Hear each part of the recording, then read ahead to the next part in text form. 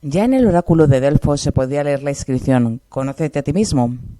La identidad personal se refiere a que cada ser humano tiene una identidad única y distintiva que lo distingue de los demás. Otra cosa distinta es la identidad social. Se refiere a la percepción de pertenencia a ciertos grupos sociales como la familia, la comunidad, la nación, el género, la etnia, etc. La pérdida de la identidad personal y social hace que las personas no asuman sus responsabilidades porque no saben ni quién son. También provoca una pérdida total de la orientación en la vida individual y social.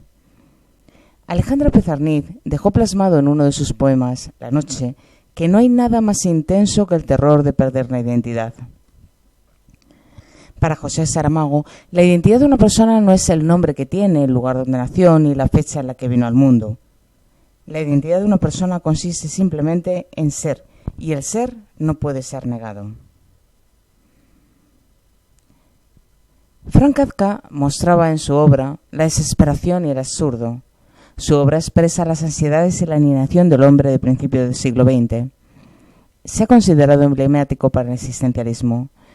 Sus personajes están atrapados, confundidos, llenos de culpa, frustrados y sin comprensión de un mundo surrealista y de pesadilla que evoca sentimientos de impotencia y desorientación. Para Albert Camus, creía que la clave del éxito de Kafka estaba en presentar lo extraordinario con naturalidad por parte de aquel que sufre el suceso anormal.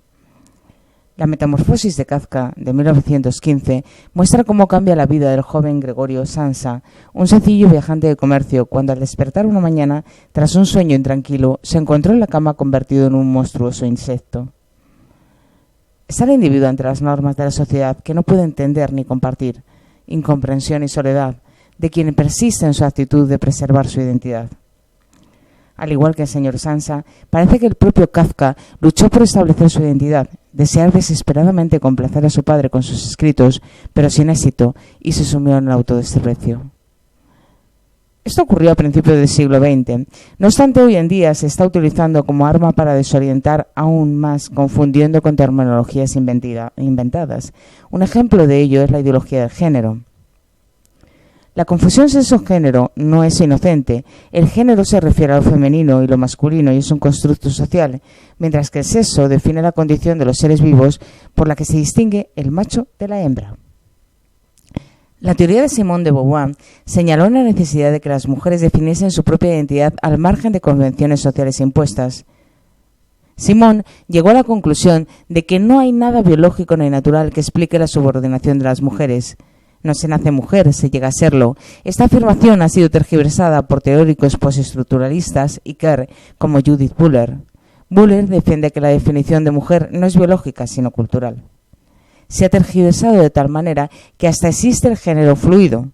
O sea que un día te levantas sintiendo mujer, el otro día hombre y por qué no al siguiente caballo, delfín o murciélago. Es evidente que tenemos que aceptar los cambios. La vida es cambio.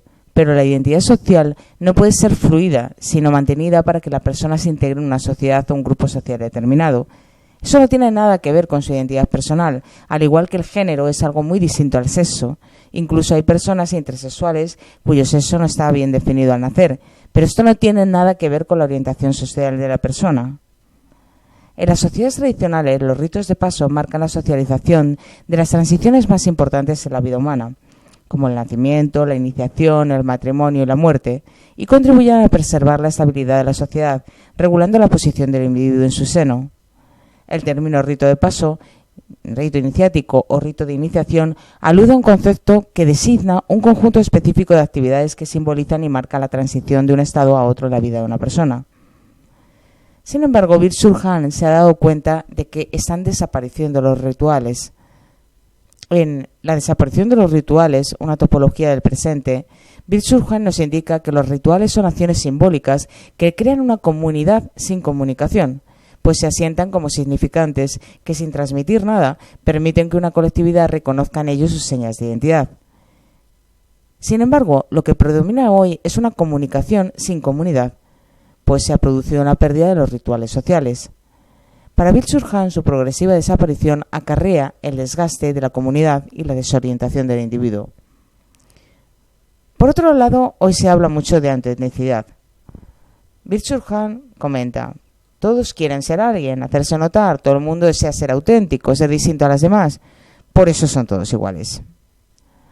La ideología de género es un producto de esto, ideología de género como una propuesta cultural y política, bioideología, promovida por el neocapitalismo transnacional, desde sus centros de poder, empresas transnacionales, organismos internacionales y supranacionales, para romper las estructuras solidarias más íntimas del ser humano, como son la sexualidad, el matrimonio y la familia, y con ello facilitar su dominación y explotación.